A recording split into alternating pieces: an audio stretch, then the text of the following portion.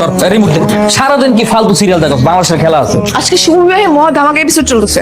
রাফসানের বিয়ে, দেখ দেখ মজা হবে। এসব ক্যাচাল মার্কা সিরিয়াল না দেখে নিজের ঘরের দিকে দেখো, দেখ লাইভ সিরিয়াল চলতেছে। আমার বোন হয়েছে বলে কি এখন কিনে নিছি সবকিছু? কোন সংবিধানে আছে যে মায়ের সম্পত্তি ভাই বোন সমান ভাগ পায়? সব সময় তুই আমার সাথে লেগে থাকিস কেন? না, সংবিধানে আছে মানে মা নিজেই হলো একটা সংবিধান। এটা সেই জন্যই তো আমার লাভের গুড় ইঁদুর খাচ্ছে। সব সময় কেন আপনি আজে বাজে কথা বলেন? আমারে কেন ইন্দুর বলবেন? কেন কেন? আরে আমি তুমি তোমার কি হচ্ছে কি এগুলা? একটু মিলেমিশে থাকো, ঝগড়া করো না। খাওয়া শুরু করো। সাকিব, আরোহী খেতে আসো। এই, আমাকে নিয়ে চল, ভার্সিটিতে নামিয়ে দেখ। আরে বুঝলাম না, বাইক উঠলি কেন? নাম নাম। কেন আমাকে ভার্সিটিতে নামিয়ে দিয়ে না? আমি তোর মামা তো বোন না, আমাকে একটু দিয়ে প্লিজ। আপনার মতো মামা তো বোনের আমার দরকার নেই। আমি টাকা ছাড়া কোনো কাজ করি না। 500 টাকা ক্যাশ দিয়ে তোর নামে দিয়েছি। ধর।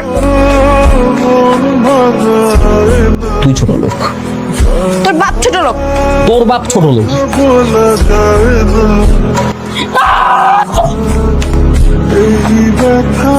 দেশটার কি অবস্থা দেখছো? মানে ফাও খাওয়ার লোকের অভাব নাই। দেশটার কথা বাদ দাও, আমাদের বাড়ির যে অবস্থা, ফাও খাওয়ার লোকে ভরে গেছে। দেখুন না, শুনতে পাবে তো।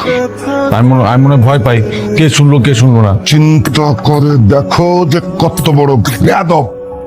খেতে গেলে খোটা, উঠতে বসতে খোটা, সবসময় গেলে খোটার পরে নাকি আমাকে হেই বলো আমাকে আমি কি খাই? কত লোকের খাবার আমি একা খাই? আমি খাবো না। আর আমি এই বাড়ির একটা দানা ওই মুখে দেবো না। থামো না। যারা বলে তারা বুঝি কামাই করে খায়, তারাও বসে বসে শুয়ে শুয়েই খায়। খাও তো, তুমি খাও। 5 বছর ধরে একই কথা শুনছি, আমি থাকবো না, আমি খাবো না, আমি চলে যাবো, একটা নাও খাবো না। কই যায় তো না কেউ। তুই মার। আল্লাহ, আমার চাই লাগে চাই। কি করো তোমরা? এদিকে আসো, এদিকে আসো, এদিকে আসো, এদিকে আসো, এদিকে আসো, বসো। তুমি একটু নিচে যায় সবাই ড্রয়িং রুমে আসতে বলো তো। আমি একটা সিদ্ধান্ত নিচ্ছি। কি সিদ্ধান্ত? সেটা নিচে যাই বলবো। ঠিক আছে নানু, তুমি নামাজ পড়ে আসো, আমি নিজেকে সবাইকে ডাকতেছি। সাকিব, আরোহী, বলো। হুট করে কি বলবো? আমি তো কোনো কিছু জানি না। আরে আগে সমস্যাটা বলো।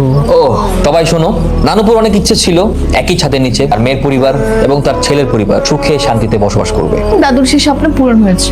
আমার বাবা তো আছেই, সেই সাথে তার মেয়ের ফ্যামিলিও এই বাড়িতে আছে। নানুপুর ভীষণ অসন্তুষ্ট, কারণ কারোর মধ্যে কোনো মিল মহব্বত নেই, সবসময় ঝগড়াঝাটি লেগেই আছে। আর এর ভাগ, এর বাসা ভাড়ার ভাগ, খাওয়া দাওয়া নিয়েও তোমরা প্রত্যেকটা দিন ঝামেলা করো। শুধুই দূরত্ব, এবং এই দূরত্ব যেন দিন দিন বেড়েই চলছে। তাই নানুপুর একটা ডিসিশন নিয়েছে, একটা সমাধান বের করছে। কি সমাধান? সিদ্ধান্ত নিয়েছি যে আমি সাকিব নানু ভাইয়ের আর আরোহী দাদু আপুর বিয়ে দেব। এটাই আমার ফাইনাল সিদ্ধান্ত। আরে না, নানুপু মনে হয় মজা করতেছে, তাই না? আমি কোনো মজা করতেছি না। আম্মা, তুমি এটা বলতেছো এই ব্যাপারটা মানে পুরো ভেবে চিনতে বলছো তো? আমার মনে হয় কি যে আপনি মনে হয় ভুল করতেছেন। আমি কি তোমাদের মতামত জানতে চাইছি? আমি আমার সিদ্ধান্ত দিচ্ছি, এটা আমার ফাইনাল সিদ্ধান্ত।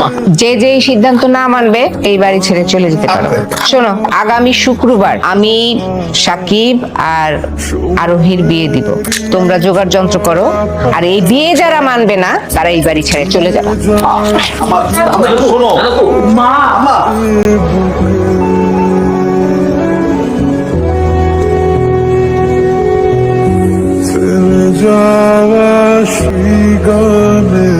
আরোহী শাড়ি পরেছে, শাড়িতে তো ওকে অনেক সুন্দর লাগছে।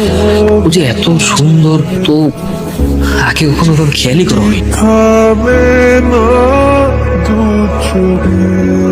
কি দেখছিস? কিছু না, প্রোগ্রাম আছে। ভার্সিটিতে ফাল্গুনের প্রোগ্রাম আছে। এই সাকিব, আমাকে একটু ভার্সিটিতে নামিয়ে দেয় না, লেট হয়ে গেছে। স্মৃতি মোছে না।